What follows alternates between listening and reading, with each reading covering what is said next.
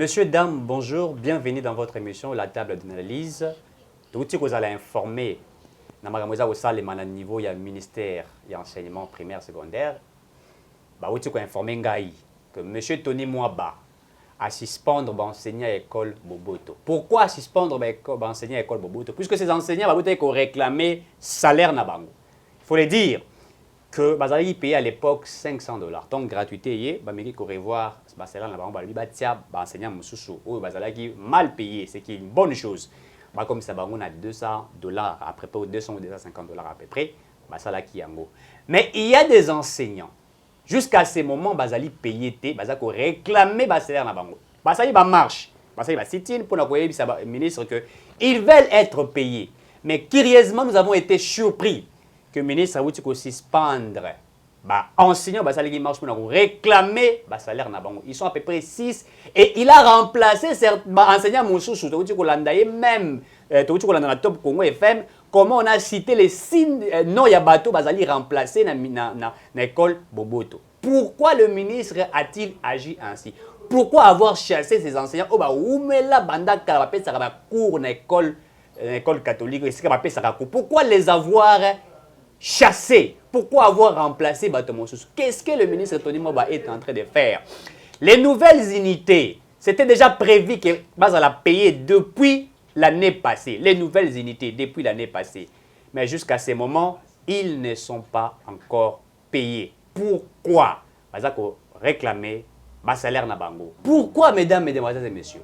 Bazako réclamer salaire na bango. Ils ne sont pas payés. Tony Mwaba, que fait Tony Mwaba?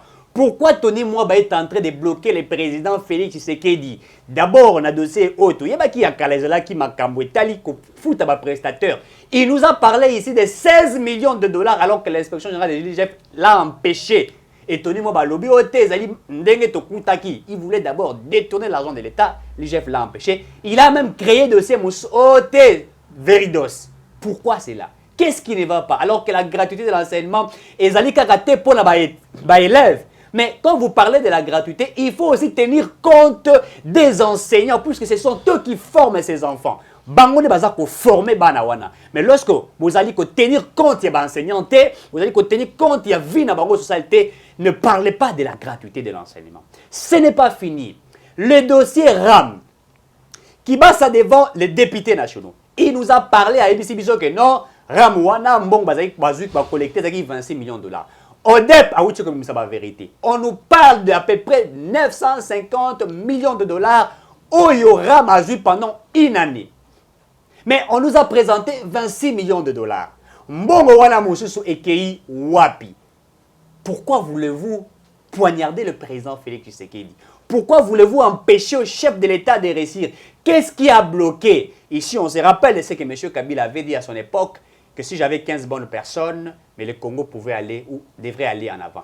Est-ce que le président Félix Tshisekedi est bloqué par ses frères ou ceux qui sont de sa famille politique, ou est-ce que le problème du Congo regorge sur l'homme politique congolais? Mesdames, mesdemoiselles et messieurs, on va décortiquer sur cette thématique. Moko, coordonnateur. Il y a, je crois, il y a mouvement Labango Bazar Bengango LPM. Avec lui, Torobeta Masolo Torokota Nakati Puna Buzala informé. Ndeko Anissé Mbote Nayo. Mbote Ndeko journaliste. Ozali Moko Mokambia LPM. Moto aza ko défendre mingi bandeko na bino ya Équateur. Au Betela Rabango Masolo Lingaka Équateur comme ma province Moko Bitoko et participer parmi ma province à participer na développement ya mboka. Totondi Botondi puisque inzimi ko répondre na débat to analyse ya lelo etali makambo ya mboka. Mais toza kokota kati na mozindo na ba thématique autouti ko pesa. Yozali moko ozali ko soutenir président Félix Tshisekedi Tshilombo, ozali Mokambia République démocratique du Congo. Bino ozali proche ya parti DPS, ozali parti au pouvoir. Vous défendez qui Félix Tshisekedi na ba campagne nyonso to landa ki yango, pe boza ko continuer ko sala yango, o lobaka yango toujours na bililiete. Vous êtes là pour soutenir le président jusqu'en 2023. Mais tout ça, thématique, nous entrons un peu dans cette thématique puisqu'il faudrait parler du Congo.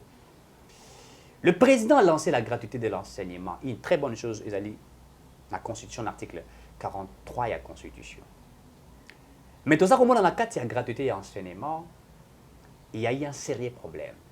Pour le Belakayango, problème où est allé l'école, problème où est allé, n'est-ce pas, enseignant. Mais Torouti, qu'on allait informer que certains enseignants ne sont pas payés.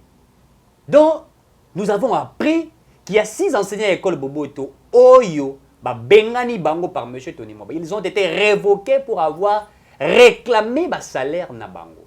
Les enseignants qui réclament leur salaire, ils ont droit na Bango. Bazako tangi sabana et sengeli peba bazala na santé à malamu. Mais ils ont été révoqués par les ministres de l'enseignement. Pourquoi ce genre de comportement? Qu'est-ce qui ne va pas? Est-ce que Tony Mwaba est en train de soutenir le président Félix Tshisekedi ou M. Tony Mwaba est en train de bloquer le président Félix Tshisekedi alors que le président Tshisekedi a sali gratuité de l'enseignement comme étant son champ de bataille, il s'est donné pour la gratuité de l'enseignement.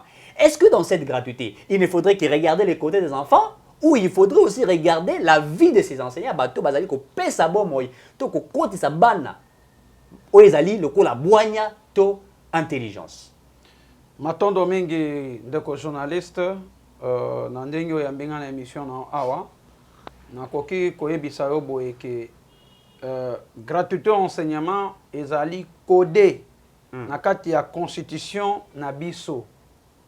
Président Félix Antoine Tshisekedi ye a respecté kaka constitution ya mboka oyo ezalaki promulgué le 18 février 2006. Et moi, l'article est modifié en 2011. Dans le Cameroun, la gratuité enseignement, le président de la République a sali intérêt yaba na mboka nde azolinga que na côté éducation est la solide pour babenga éducation de base. Il fait ça la bien, c'est-à-dire que non gratuité enseignement ezala ba professeur na ba enseignant wana na ba madame wana ba futa mamalamu pour président Félix Tshisekedi azo lukande mboka ekende liboso. C'est très bien. Et pendant ndeko Tony Mwaba nazo féliciter na kata secteur na wana ya EPST aye vraiment ko sala musala malamu. Aye ko corriger ba place oyo baninga batikala ko corriger te. Ko ba fichier wana ba fichier belé ba makambe belé oyo ndeko Tony Mwaba akuti ezalaki mabe kwa kobongisa ba enseignant misu ba ke retraite bravo pona musala ya muto azosala ko féliciter ça c'est pona ndeko Tony Mwaba.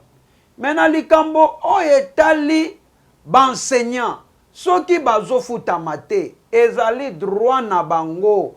Soki bazofuta mate baza na droit ya ko marcher parce que constitution na biso nde pesi biso ndingisa. Soki mabe ezali il faut ko marcher. Tango zo marcher okoyiba te okobuka te oko marcher pona ko réclamer ba droit na yo. Soki ba enseignant wana babimaki po bakende ko marché pour na ba droit na bango. Ceux qui bazo futa mate, ceux ba mona clarté, ça je suis d'accord. Parce que a on mboka na biso, ba enseignant ba pesa bango lisusu valeur te. Ozomona yo député, a on s'en écoute loko mon côté. A auto zo jeep. Auto zo ba jeep. Il y a à peu près plus de 45 000 $. Sénateur, ça coûte le bazo futama plus cher. Mais un enseignant, oyazo pesa yo mayele pour comprendre que nos places sont mabe ou eza malamu mais pour bo pesa un avantage, bazo bloquer. Soki ba enseignant wana ba marchaki ezali mabe te na kati ya constitution biloko wana nyonso eza prévu. Comme marché pe qui s'amite pour na moto à réclamer droit na ye et pe qui s'amite. Ça c'est un. Et yami balé na yo kike ndeko Tony Mwaba ya lobi boye. Mukolo rentrée scolaire. Ba enseignant ya Boboto na ya lycée Bosangani baboyaki kokende kotangisa ozomona baboyaki kokende kotangisa mais wana siko eza mabe okende koboya kotangisa bana pourquoi l'état lobi que non rentrée scolaire ezali le 4 yo siko boy kokende otangisa bana eza mabe siko soki que non baenseignant na bazwaki mbongo ke baboye kotangisa ke lelo basanctionne bango wana ezali logique biso to apprendre mais to apprendre de nalobi boyendeko soki ezali ke l'état na biso alingi kozwa bamezi ya malamu te mpo na kotia baenseignant na condition ya malamu wana ezali mabe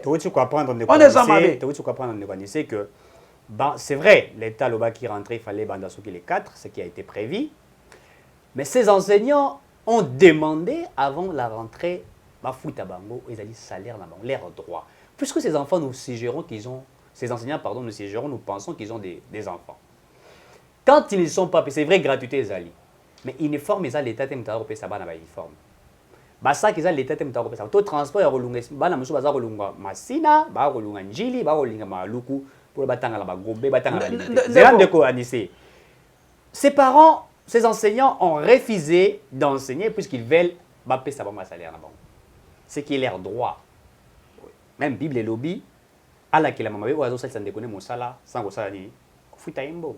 Mais comment vous voulez que les enseignants enseignent et qu'ils n'aient pas leurs droits? C'est là où il y a un problème qui se pose. Il y a un moment où les alliés. Est-ce que Tony Wabakayi a décision, il y a qu'à retirer 6 enseignants là, Kolongola Bango définitivement comme étant enseignants, alors que ces enseignants ont réclamé ce qui est leur droit? Yangwanga na yebisu yo boye. Soki enseignant wana ke baboya ki kotangisa mukolo rentrée scolaire ke bapesaki bango mbongo be bafutaki bango mbongo na bango ke baboye kokende kotangisa mukolo ya rentrée scolaire wana il faut bazwa mo etumbu mo sanction. Très bien. Mais soki ke l'état futaka bango te ou bien awa na rentrée scolaire l'état futi bango te po enseignant wana baza na bana na bango bazotanga na ba établissement privé na public. Très bien. Na ba université privé na ba université pe public ya l'état na privé na public. Suko soki ba enseignant na bazo futa mate ba kozala motiver ndenge nini basa musa malamu. Ba kosa malamu te. Yangwana nga na sengi na chef du gouvernement Sama Lukonde na likambo oyo ndeko Tony Mwaba a révoqué ba enseignant wana que moi ba futa maïsous ezate a remplacer ba pona ba nouvelles unités ezali mabe wana siko ezali mabe parce que sort nyonso wana ekoye la président de la république po ba enseignant wana ba koko sa pe propagande ya mabe contre le président de la république pour na 2023 ma ba voter président zala ezalate po ba ninga na ba pe ba enseigner ba komona pe mabe pona ba ninga na bango ba longoli bango ba remplacer na nouvelles unités. Siko tango longoli bango baza ba enseignant te batangisa te bakosala wapi famille na bango bakolia wapi bana na bango bakolia wapi bakobika wapi bakolia wapi bakotanga wapi bandako bato bakofuta wapi yangwana sengi na chef du gouvernement Sama Lukonde akota na likamboyo oyo ministre na ye azui décision wana. Est-ce que tango ministre Tony Mwaba azui décision wana? Est-ce que Premier ministre Sama Lukonde, il est au courant? Point d'interrogation. Est-ce que le président de la République est au courant de ma soana? Parce que nous sommes au Salema, il faut présence au courant de 5 sur 5. Pour les Cambouana, ceux qui non a révoqué Bango pour réclamer qui droit na Bango, on est à Mabé. On a vraiment ezali Mabé. On est à Mabé. Nasa loka tata na ngai que non, ba révoquer ce qu'on biso to lia wapi. Tobi ki la ba membre le pouvoir en marche. O bazana kati. Ba parents na bango baza pe ba enseignant. Parmi bato ba révoquer. Siko ba membre wana ba kozwa courage ndeni ba koko ya na kati ya mouvement lisusu. Ba ko bani ke non tala makambo zotambola malamu te koza malamu te. Ya ona sengi na chef du gouvernement ba a revoir na nos décisions oyo ministre na ye ya wario azui po ezali po nanga ezali mabe ko révoquer bango enseignant azali moto azopesa mayele ceux qui a réclamé pour un droit naïe, il faut qu'on réponde à nos besoins naïe. Mais ceux qui enseignent que va fouta qui est, que aboy kotangisa, on a bongé na itumbu. Très bien. On a abongé na itumbu. Très bien. Mais itumbu na ezate ba longolemba mo mosalate. Motako kisi âge ya retraite té. Bon révoquer maman qui est retraite na makasi. Wane salakate, sikolibota ne bakolia wapi. Ndeko nanga Tony Mwaba. Le pouvoir en marche. Aller à partir au pouvoir. Attends de konanga ya partir au pouvoir, ceux qui m'abeza na ko ceux qui non m'abeza, ozo sa musa malamu. Wana ozo sala musala na malamu mais pour na côté ko révoquer enseignant oyo vraiment côté na za mabe enseignant ba okiolia wapi. Chef du gouvernement ça malukonde kota likambo pour na commettre fin. Très bien. Messieurs, dames, comprenez que nous sommes en République démocratique du Congo. Et en République démocratique du Congo, dans le secteur ébélé tout en Ango, secteur enseignement, il y a des secteurs moko où il faudrait valoriser Ango. C'est pourquoi le président de la République a compris que la gratuité de l'enseignement était une des meilleures choses de faire, puisque d'abord, cette gratuité, elle est constitutionnelle dans son article 43 de la Constitution, qui n'avait pas été appliquée à l'ancien régime. À l'ancien régime, où ils avaient qui régime, il y a Joseph Kabila. C'est vrai qu'il y avait certaines provinces qui appliquaient des petites choses, mais ça n'avait pas été effective, l'application. Non, mais gratuité enseignement local est codé dans la Constitution, article 43. Et quand on quitte la province, il fallait aller la République démocratique du Congo. Très bien. Et ça, local, la présidente Félix Tshisekedi dit avec gratuité enseignement. Les gens, RDC Mobimba, bande konanga na mbanda ka batangi gratuit. Ba passer classe, ba 75. Pour les colocs, il y a gratuité enseignement. Président Félix Tshisekedi, le pouvoir en marche, la grande province de l'Équateur, nous sommes derrière vous. Nous sommes prêts à correspondre en 2023 parce que le pouvoir en marche, l'Équateur Mobimba, toko voté à 100%. Ata, les Lonzamba qui t'a sabo sabino balé propagande Équateur, yo muto gagné ensemble. Très bien. Cette gratuité est allée constitutionnelle. Mais autre chose qu'on déplorer dans la gratuité, c'est que il y a certaines mesures et nous voulons faire voir M. Tony Mwaba, qui est le ministre Ouazali, pour gérer le ministère Wana. Vous avez condamné Ouazali de l'eau arrêté Namakala. Vous l'avez condamné d'avoir Willy Bakonga, merci à Nice, Willy Bakonga qui avait mal géré le ministère Wana. Vous avez fait des campagnes contre Willy Bakonga. Aujourd'hui, vous avez ces grands ministères. Mais je suis en train de parler ainsi puisque j'ai été en contact permanent, moi-même, avec certains enseignants qui pleurent à chaque moment. Et Bazali Koloba Oyo, Baza Komo dans le secteur enseignement, et Zali Passi. Puisque les enseignants, ce sont eux qui enseignent. Bamoni Baza pour former Bana. Je l'ai dit aussi au départ.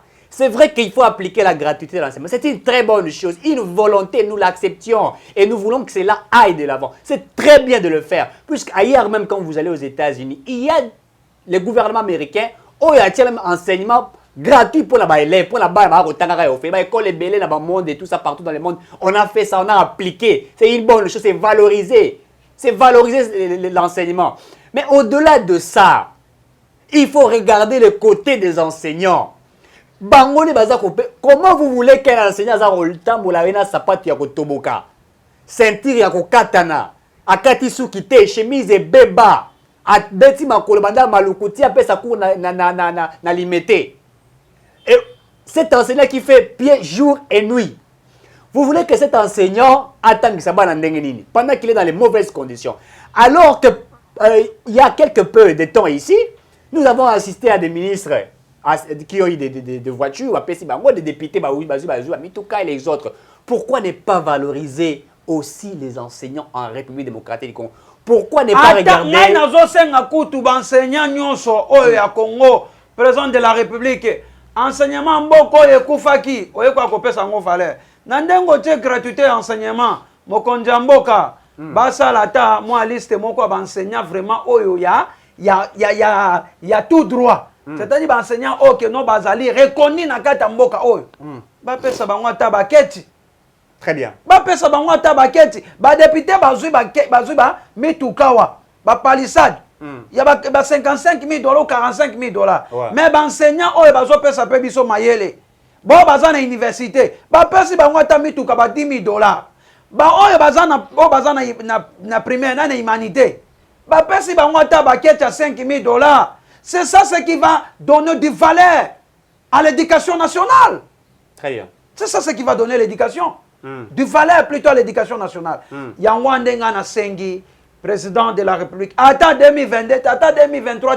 Mais tiens, on attend un programme, attend 2023, 2024. Attends un deuxième mandat, na okete. Mandat on a zozua, na pesa pe ba enseignant mituka. Attends ba kozala 5 millions d'enseignants. Mais ne fils qu'attends moi 100 enseignants. Attends 1 million, y a pamba. Attends par exemple 10 000 enseignants à pamba. Ba pesa ba ngata moi ba kete. Attends ce qu'on peut s'appeler quête. Bon pesa ba ngata ba moto. Moins de transport. Dans la province est belé. Oui, c'est ça. On se mona. À distance pour qu'il ne coûte ça court. Oui, on a proposé boy. Baba dans l'université. Moi tout comme 10 000 ezali. Secteur il y a enseignement supérieur. Et ça na mbongo. Ka côté wana, ka na secteur wana. Ba professeur universitaire na, ba lukel ba moi mabitu ka ba moi ba 10 000. Ba enseignant. Il y a l'école primaire. Il y a l'école primaire na humanité. Balukeli bango ne fils kata ba moto ya pamba. Ozomona ata ma moto, c'est-à-dire que non azocha kata mo carburant ya 2 litres bi que non le nazo kende so na sisi na ozonga. Omona que non e ko pesa mo valeur na kati ya profession ya enseignement ya mboka. Au moins que non professeur a kozala na courage ya bi que non rentrée scolaire na ozonga na moto na nga ko kende akotambola malamu. Voilà ma proposition à ça, vraiment. Très bien, Très bien, même au niveau de la santé, un jour, je vais en parler au niveau de la santé, puisque j'ai été aussi informé. Jusqu'au Naloba, qui je crois, monsieur Ewuti Koleka, hôpital chino-congolais d'Enjil. J'étais là hier aussi. J'étais allé pour l'examen, parce que je ne me sentais pas trop bien.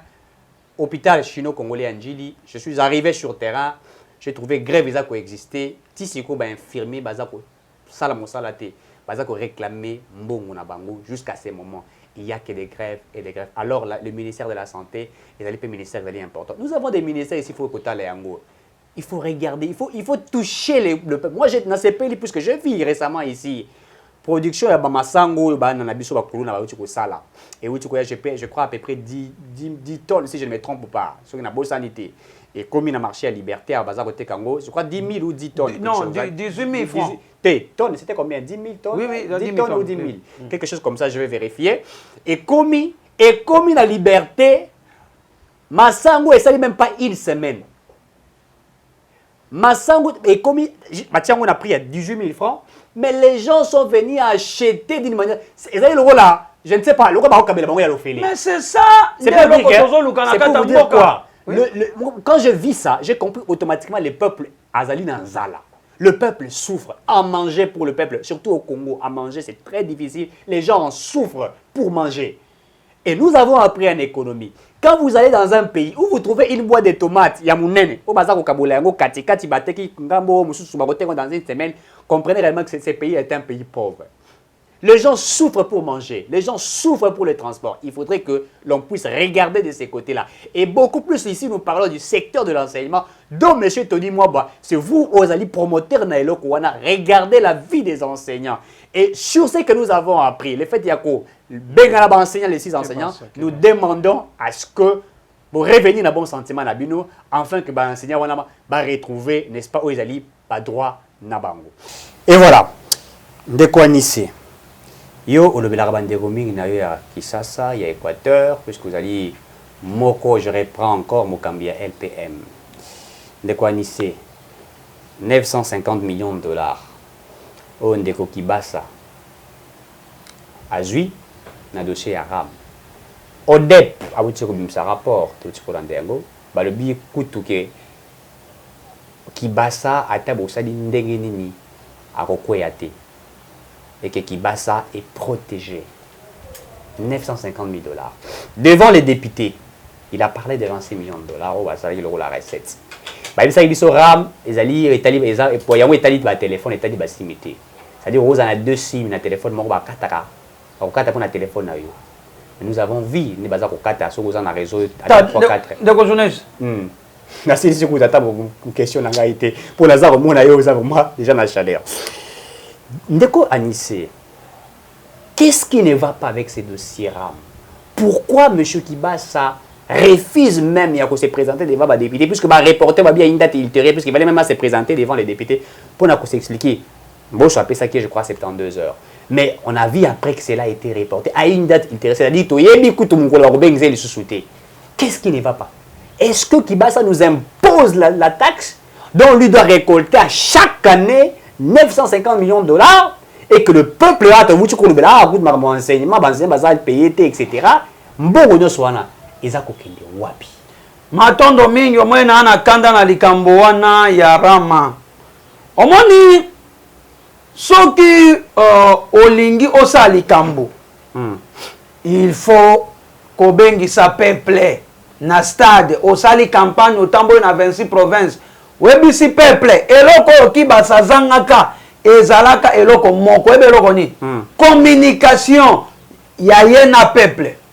Soki asalaki campagne moko ya sensibilisation na Kinshasa atamboli na 26 provinces nyonso RDC ayebisi na population ke no tala likambo Rama ekozala boye ona population akososola mbala moko akoba ke no na tamboye ba unité banda kokatana na tabo to kokoma na problème boye ona population ayebi ako se préparer à conséquence likambo yo ya Rama ngai moko bayibaka nga ba unité mikolo nyonso na Vodacom na chaka isu unité te na chaka isu unité te na Vodacom po Rama kataka nga en désordre po ekoma na kokata unité biso toyokaka awa makambo ya Rama babaiki non Rama ane ezali pona makambo etali téléphone. Très bien. Que non basale opona likambo ya téléphone so bayi bo téléphone okobeta code moko boye code ane ko bloquer téléphone wana moyen fonctionner lisusu ezate wana ezalaka bongo biso toyebaka ngo bongo makambo unité bayebisaka biso yango te balobaka mpona makambo etali téléphone ke so bayibi yo téléphone na yo marque ya téléphone ona code eza na kati wana bakomaka yo kokende ka place boye na direction okoloba ke no téléphone nanga boye bayibi yango bakobeta bakozwa na identité nono nyonso complet bakobebisa téléphone wana partir kuna so mutu wana yibi oui bakoba keza pa mutu boye bakobloka moyen fonctionner ezate wana ndenge ezaka na ebandeli tolali tolamuki tolongom toyekosutuka baunité babandi sikoyo kokata biso baunité eloko kokata unité bakomi kokata unité en désordre ezoyebana lisusu te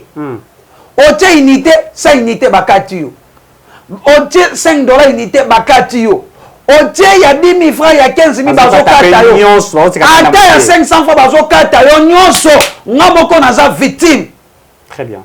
Bazokata ba unité en désordre bazoyebisa bato te ke non par exemple que non na une année baninga balobaka balobaki okata biso 7 dollars 7,1 je crois pendant une année mais avec ce que nous vivons tozokende nga moko so na tie ba unité bandaka meya ata ya 500 dollars ekoleka.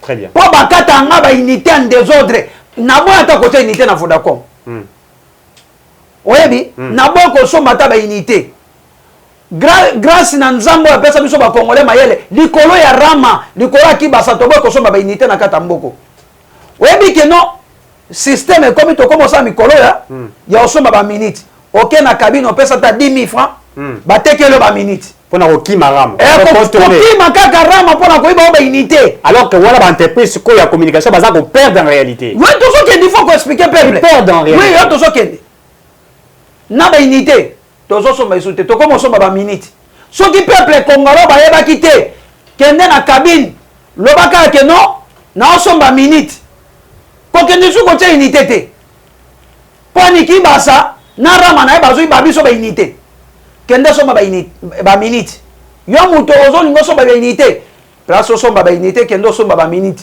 ya ba raison nyonso ezali oza na besoin SMS kende ko somba ya raison nyonso ezali osombi pe ba gigabyte na ezali nyonso pona kokima Kibasa na bato na ye. Pourquoi tozokima? Parce que Kibasa communication na ye eza malamu te. Très bien. Il fallait yebisa biso que non na année moko par exemple na parent hein na une année tokata par exemple 5 dollars ozomona ou bien 5 unités et tala na 5 unités tozokata Soit qu'on tient par exemple 10 unités, tu en as 5. On tient 50, 25. Tu en as divisé par 2 pendant une année. Tu es kokoka. On est ça, malamu. On a tout boité. Mais il y a toujours qu'il faut très bien. Mais tant que mon tâche est unité, n'ayons soit unité, ça unité, bokate nyo so ça. On est comme qui moyibi. On est comme si qui moyibi yangwalima. On a dit qui basa. Mboka ezamboka état de droit. IGF. Kolandela ka bato musute. Qui basa yo ngola munene yeyo. Mbongo koti ebele et pas qui basa. IGF ndeko nanga zila aligete.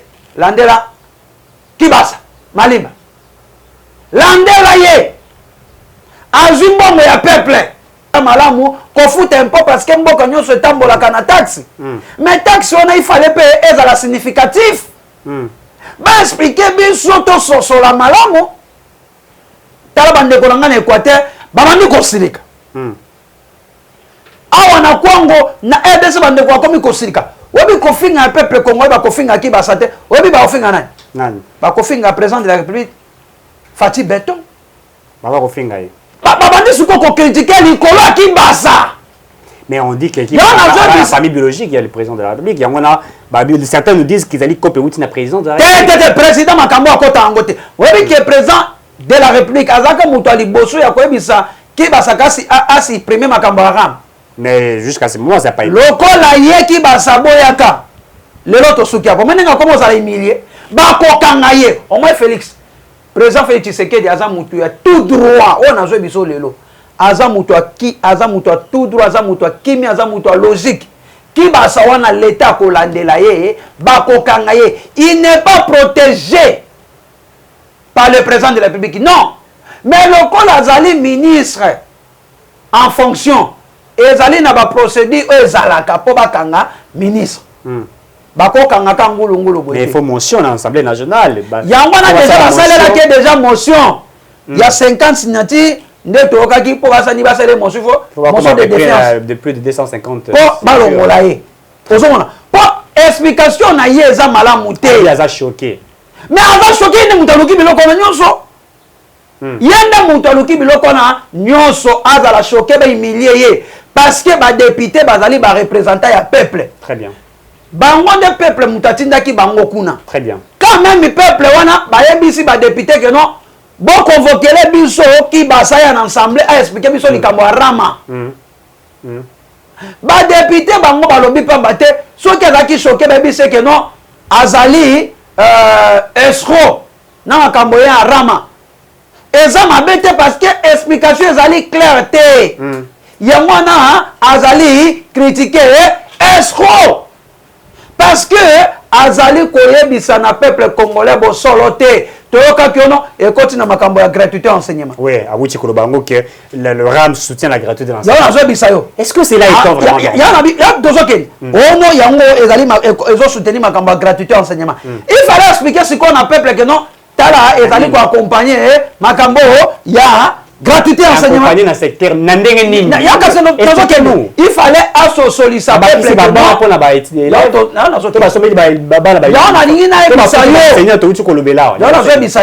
il fallait associer ça na biso peuple que non ezali ko soutenir gratuité enseignement pour na likambo boye tala to somba ki baba to tonga ki ba école to bakisi ko futa ba enseignant il fallait associer ça ngo associer biso ngote si on koyoka qui basa quoi ko ba que non ezali pe ko soutenir état de siège décrété par le président de la République. Tu te yo comme makambo wana avant de changer ma version akoya ko changer yango wana biso tozo mona ngo peuple tozo sepelelo ko nate qui basa a supprimer makambo rama après avoir ko supprimer makambo rama zongi sera biso peuple na biso mbongo na biso oyo bo détourner yango ça accord na biso population pour biso de population ba tozo nyokoma bato bazonyokoma likolo ya likambo ya rama oyebika likambo ya rama oyo kibasa azolinga ke non peuple finga président ne bazobanda kocritiquer président à cause na ye. Très bien. Yao na sengi na président de la République likambo ya rama oyo kibasa lingi ayinisa yo na peuple congolais po ba unité azokata yango en désordre ezoyebana te ke non ezokatama boye bono likambo wana. Très bien. Ina sengi na IGF balandela ndeko Kibasa na mbongo ekoti na rama mbongo ane ke wapi esali nini ba connexion babaki bakotia o batia on eza malamu mais un moto zoka kezo fonctionner est-ce que service vraiment ya kolandela makamona ya wifi na ba université est-ce que zo saleba ngana zo bela parce que alobaki ke no yango ezali na makambo ya rama mais il faut balandela ngo pe très bien soki yango ezali pour l'intérêt du peuple congolais il fallait wifi ezala gratuit partout so ezalaka oui ezalaka wifi ezalaka place mo na ba université est-ce qu'il y a ezali réellement bongo siko na zando il faut le dire Kibasa quand je le dis parce que Kibasa azolinga buba biso pour lobi que non makambo ya rama ekoti na wifi mbongo ya ram eke na wifi eke na makambo ya gratuité d'enseignement mais il fallait expliquer biso clair yango na pas biso peuple Kibasa doit convaincre biso te yango na sengi na Kibasa à ma qualité de coordonnateur national du pouvoir en marche soutient la vision du président de la République pour un Congo nouveau local explication claire exacte na sengi na Kibasa a supprimé makambo ya rama na ye après avoir supprimé makambo ya rama na ye aya na assemblée nationale koya kopesa ba moyen de défense na ye ozoki ma pourquoi yaka pour expliquer na peuple après avoir koya osilisi wana zongisa biso mbongo na biso oyo topesa yo ya ofele oyo ya ofele ozwa yango bo détourner yango sans accord na biso bobisa biso zaki makambo ya téléphone elongo makambo ya téléphone eloko makambo ya gratuité enseignement elongo makambo ya gratuité enseignement rama ngo zo soutenir sous makambo ya wifi non c'est explication qui va se convaincre biso zongisa biso mbongo na biso oyo esroquer biso zongisa biso mbongo na biso comme rama ezobotisa basi na ba maternité à l'état. On va arriver jusqu'à un moment où qui va s'en convaincre bisoté ou quoi convaincre bisoté azong sa biso mongo na biso très bien bango ba détourner yango j'ai une question parce que tozali na kata pays état de droit très bien j'ai une question à poser au président de la République. Est-ce que le président de la République réellement a ça il a raison na biso ya mboka puisque je me dis ceci je vais que Koto parti au kata vidéo envoie ça au chef de l'État. Est-ce que le président de la République utilise réellement SIM na biso tozana na Congo RTL Vodacom, ce n'est pas une publicité, RTL Vodacom, Orange, Tigo et tout ça, puisque le fait qu'il y a peuple qui a revendiqué à Kolobela Likambo ya RAM, ça veut dire que même le président s'il utilise nos SIM ici à Congo, c'est que même le président est victime de ces RAM, puisqu'il est peuple, il fait partie du peuple. C'est vrai qu'il est le chef de l'État, il est dans un coup dirigé, mais il est peuple. Si réellement le président de la République utilise le SIM que nous utilisons, tout le téléphone, tout ça, ce qui n'est pas ça, il doit aussi d'une manière ou d'une autre être victime de RAM. Nous demandons au chef de l'État, puisque Magambo et RAM, ça touche automatiquement le peuple. Maman a zagote Kandunda, maman a zagote Kabitabe, papa a bambaka sapato, a tiré crédit il y a 500 francs, 25 unités pour nous payer sa rare information. Tant que vous avez appauvrir. Pourquoi appauvrir un peuple qui est déjà si pauvre? Pourquoi encore l'appauvrir? Chef de l'État. Si réellement vous avez aussi été victime, puisque nous qui sommes des victimes, nous parlons au nom des victimes. Je crois que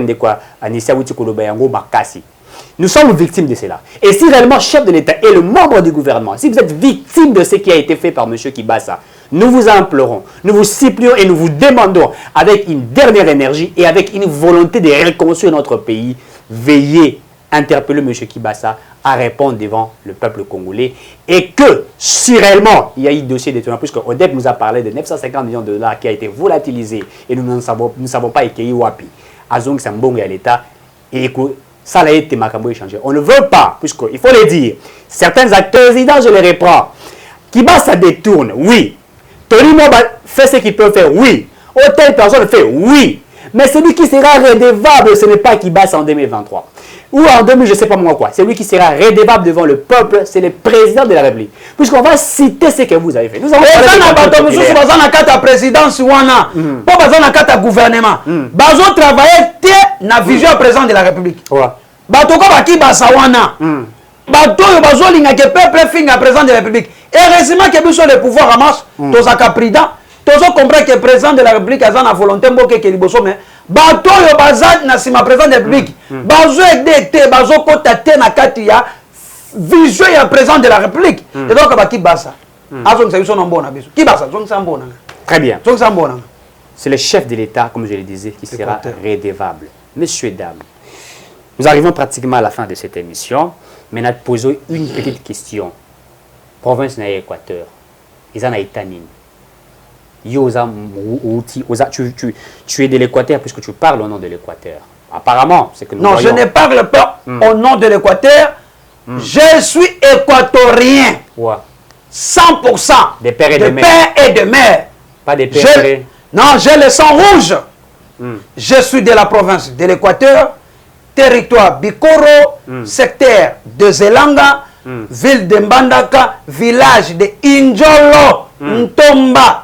Je suis de là. Je suis né là-bas. Noël Chani, hein. Parce Hein? que Noël Chani a se présenter bongo. Se présenter. Mais je suis congolais. Je suis mongo 100%. Soutiens la vision du président de la République pour un Congo nouveau. Très bien. Merci beaucoup. Voilà. Pour l'Équateur, qu'est-ce que vous pensez sur votre province, puisque vous en parlez aussi? Province Équateur ezali na crise na minute oyo crise politique eza na kati ya Équateur. Instabilité makasi eza na kati ya province na ngai. Ezali likolo nani likolo ya bobo boloko bolumbu. Bah oui, très congolais, zonge les sos. Bakendaki balongolaka ye epa na 13 députés provinciaux balongolaka ye. Tango balongoli ye basalaki ye motion po alongwa. Ouais. Motion basalelaki ye bakende bake ko se siéger na assemblée provinciale. Bobo bolumbu atindi ba policier kuna babare nzela. Mais président assemblée provinciale ba délocaliser plénière. Bake ko salango ailleurs. N'est-ce pas? Mais c'est prévu dans la constitution ezalaka. Ceux qui na siège baka ko siéger. Que problème ezali? Boko ko délocaliser plénière. Boko ko salango ailleurs, c'est prévu dans la constitution. Bakenda qui va délocaliser. Bobo Bolumbu, il a été destitué par les députés provinciaux. Pona makambona ya mabeko azosa na kati ya province ya Équateur. On parle de son incompétence. Azali est compétent numéro 1 Bobo Bolumbu. Nazo comme il faut expliquer na peuple. Bobo Bolumbu Boroko asignaka partenariat na ba chinois. Peuple ba le côté be équatorien ba le côté menga nazo le beloko. Asignaka partenariat na ba chinois. Ba chinois ba zo ka banzete ba kende ba kata banzete kuna na Équateur. Ta ba kata banzete Équateur a bénéficié na lumière ba panneau solaire et za la ville ya Mbandaka. Donc on passe qu'à la fin. Oui, ya nazo kata. Ba Congo ba signaka wana contrat ba signaka na ba chinois. Ville ya Mbandaka e bénéficié ka lumière était bobo boloko. Bolumbu azombo wana kotaka na poche na ye tilelo. Azali compétent. Ba délocaliser plénière et salema bobo bolumbu azaki destitué. Après avoir kolongola ye ministre intérieur de Nabiso Nselo ya motetela noko nanga oyo ponga na mongo ya motetela na anoko na kokotela te soka ko samabe azongi sa bobo meta siko décision za mi balé différent bobo balongoli e ministre intérieur bino balongola ki e na assemblée provinciale te basala ki motion plénière za ki na assemblée provinciale te ba kombi na kata cour pour alobi que non au cas il y a un problème bako délocaliser plénière. Très bien.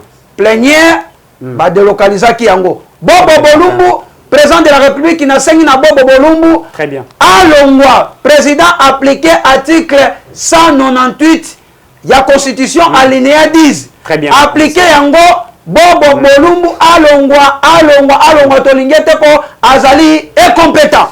Merci, mesdames, mesdemoiselles et messieurs. Derrière la caméra, si vous avez aimé ces images, c'était Gims. Continuez de vous abonner massivement. Et on se retrouve à la prochaine.